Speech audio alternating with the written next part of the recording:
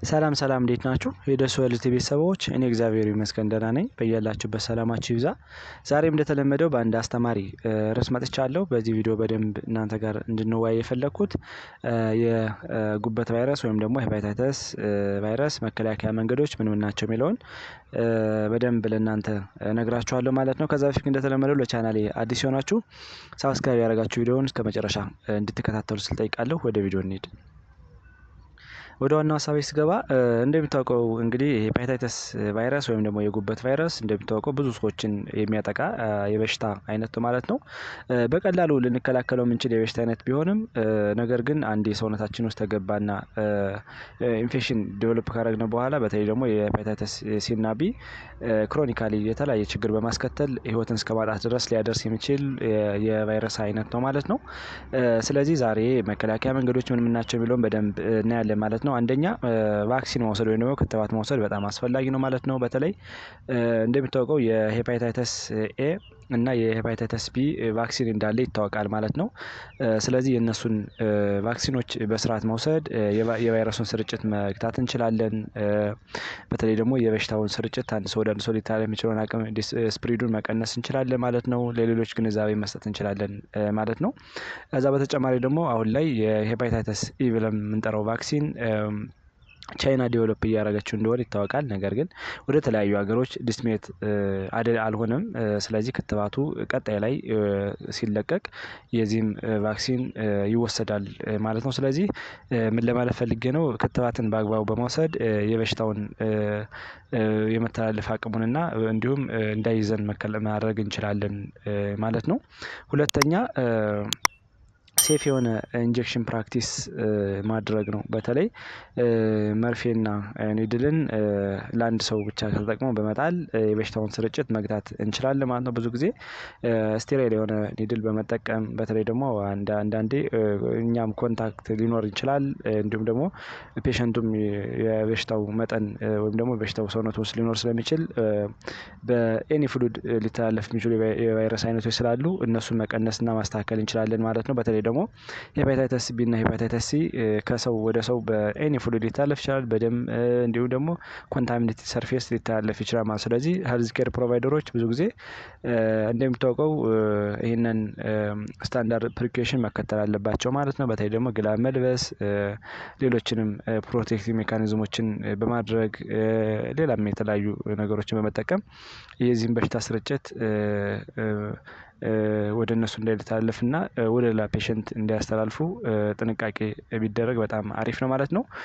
ሶስተኛ ሴፍ የሆነ ሴክሹዋል ፕራክቲስ ማድረግ በጣም አስፈላጊ ነው። ብዙ ጊዜ ሄፓታይተስ እንግዲህ እንደምታውቀው ለምሳሌ ሄፓታይተስ ቢና ሲ በሴክሹዋል ኢንተርኮርስ ይተላለፋሉ ወይም ደግሞ በሴክስ ጊዜ በግብረ ስጋ ግንኙነት ጊዜ ሊተላለፍ ይችላል። ለምሳሌ ከወንድየው ካለ ወደ ሴቷ ሊተላለፍ ይችላል፣ ከሴቷ ካለ ደግሞ ወደ ወንድየው ሊተላለፍ ይችላል ማለት ነው። ስለዚህ እነዚህ ፕሮቴክቲቭ ባሪየር ለምንጠራቸው እንደ ኮንዶም እና የተለያዩ ነገሮችን በመጠቀም በሽታውን መግታት እንችላለን። ከዚህ በተጨማሪ ደግሞ ብዙ ጊዜ ከአንድ ሴት በላይ ወይም ደግሞ ከአንድ ወንድ በላይ የሚሄዱ ሰዎች ይኖራሉ እና ይህን ደግሞ መቀነስ አለባቸው ማለት ነው። ምክንያቱም ሞርዛን ዋን ፓርትነር ያላቸው ሰዎች ለዚህ በሽታ በጣም ተጋላጭ ናቸው ማለት ነው። ምክንያቱም አንድ ወንድ የሆነ የበሽታው ስርጭት ካለ ሁለት ሶስት ሴቶች ሂዶ የሚነካካ ከሆነ የተለያየ ችግር ይፈጥራል ማለት ነው። ስለዚህ እንደዛ እያለ በሽታው እየተስፋፋና ወደ ሌሎች የመዛመቱ መጠን እየጨመረ ይሄዳል ማለት ነው። ስለዚህ መወሰን በጣም አስፈላጊ ነው ማለት ነው። ከዚህ በተጨማሪ እነዚህ ሄፓታይተስ ቢ እና ሄፓታይተስ ሲ ቫክሲን ቫይረሶች እንደሚታወቀው ስርጭታቸው በማንኛውም ንክኪ ሊሆን ይችላል። ለምሳሌ ኤኒ ፍሉድ ሊሆን ይችላል፣ በደም ሊሆን ይችላል፣ በተለያየ ፍሉድ አይነት ሊሆን ይችላል። ኮንታሚኔትድ የሆነ ሰው የሆነ ሰርፌስ ተነካ ወይም ደግሞ በሽታ ያለበት ሰው የሆነን ኦብጀክት ተነካ፣ በዛም ስነካ ሊተላለፍ ይችላል። እንዲሁ ደግሞ አሁን እንዳልነው በሴክሹዋል ኢንተርኮርስ ሊተላለፍ ስለሚችል ጥንቃቄ ማድረግ አለብን ማለት ነው። አራተኛ ብለድ ስክሪኒንግ ማድረግ ነው። ብዙ ጊዜ ሰዎች ደም ይሰጣሉ፣ ደም ባንክ ላይ ሄደው ደም ይሰጣሉ ወይም ደግሞ በየተቋሙ እየመጣ በየኦርጋናይዜሽኑ ደም ለተቸገሩ ሰዎች በተለይ ደግሞ ክሮኒክ ዲስኦርደር አለባቸው፣ ለእናቶች ለሚወልዱ እናቶች እንዲሁም ደግሞ አንዳንድ ችግሮች ላለባቸው ሰዎች ትራውማ ቢከሰት ለእነሱ የሚሆን ደም ይቀዳልና በዛ ጊዜ እነዚህ ቴስት የሚያደርጉ ሰዎች በተለይ ደግሞ ላቦራቶሪ ቴክኒሻኖች እና የተለያዩ ሰዎች በደንብ የሄፓታይተስ ቫይረስ አለ የለም የሚለውን ደሙን መመርመር አለባቸው ማለት ነው። ምክንያቱም ይህ ደም ለተለያየ ሰው ነው ትራንስፉዝ የሚሆንና ጥንቃቄ ቢደረግ በጣም አሪፍ ነው ማለት ነው።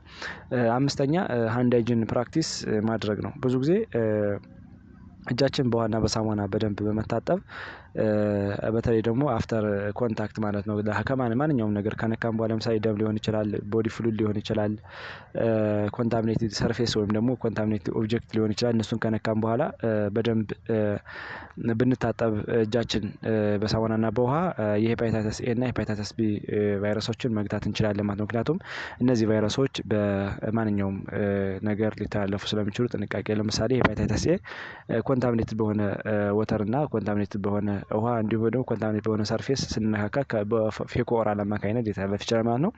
ሄፓታይተስ ቢ ደግሞ በማንኛውም ፍሉድ ሊተላለፍ ስለሚችል ጥንቃቄ ማድረግ አለብን ማለት ነው። ስድስተኛ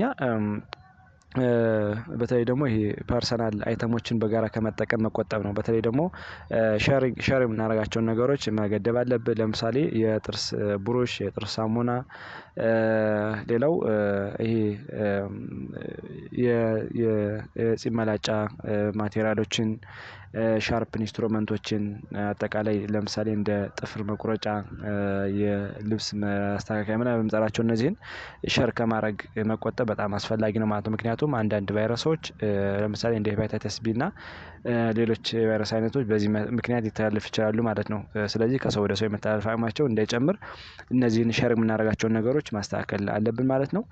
ሰባተኛ ሴፍ የሆነ ፉድና ወተርን መጠቀም ነው። ብዙ ጊዜ ይሄ ኮንታሚኔትድ የሆነ ውሃና ምግብ እንደሚታወቀው የሄፓታይተስ ኤ እና ሄፓታይተስ ኤ በእነዚህ ኮንታሚኔትድ በሆኑ ምግብና ውሃ ሊተላለፍ ስለሚችል ብዙ ጊዜ ስንጠቀም ውሃን ስንጠቀም አፍልተንና ንጽህናው የተጠበቀ ቢሆን የተመረጠ ነው። ምግብንም እንደዛው ማለት ነው። በተለይ ደግሞ ምግብን ወዲያውኑ እንደሰራን በትኩሱ መመገብና በተለይ ደግሞ ፐርሸብል የሆኑ ፉዶች ቶሎ መመገብ አስፈላጊ ነው ማለት ነው። ምክንያቱም ሲያድሩና ሲቀዘቅዙ የሄፓታይተስ መራቢያ መጠናቸው ሊጨምር ስለሚችል ለነዚህ የሄፓታይተስ ኤ እና ለሄፓታይተስ ኢ የመተላለፍ አቅማቸው ከፍ ስለሚል ቶሎውን በመመገብና ውሃን በንጽህናው በመመገብ ወይም ደግሞ ውሃን አፍልቶና አክሞ በመጠጣት የዚህን በሽታ ስርጭት መከላከል እንችላለን ማለት ነው።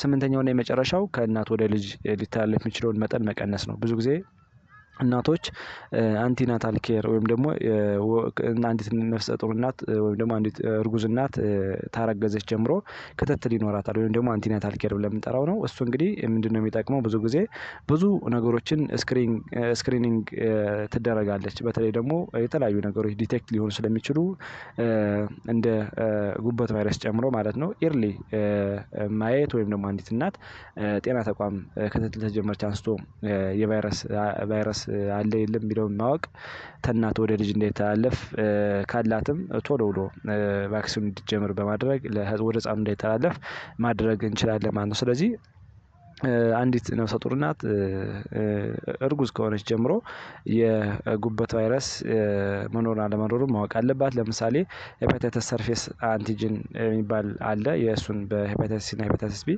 መታየት ትችላለች ማለት ነው። ምክንያቱም ስትታይ ብዙ ነገሮችን ሚቲጌት ማድረግ ትችላለች። በተለይ ደግሞ የቫይረሱ ስርጭት በደንብ ሳይጨምር ቶሎ መግታት ትችላለች። እንደገና ደግሞ ወደ ልጇ እንዳይተላለፍ ትልቅ ነገር ሊሆን ስለሚችል እነዚህን ነገሮች ማስተካከል አለባት ማለት ነው። እንግዲህ ተብዙ በጥቂቱ መተላለፊያ መንገዶችን በደንብ አውቃቸዋለሁ ብዬ አስባለሁ። ጥሩ ግንዛቤ አግኝታችኋል ብዬ አስባለሁ እና ቀጣይ ላይ የምለቃቸው ቪዲዮዎች ለእናንተ እንዲደርሳችሁ ላይክ፣ ሼር፣ ደግሞ ሰብስክራይብ ያደርጋችሁ ኢንዶር ትብብራችሁ እንዳይለይ ስል እጠይቃለሁ። ባይ ባይ።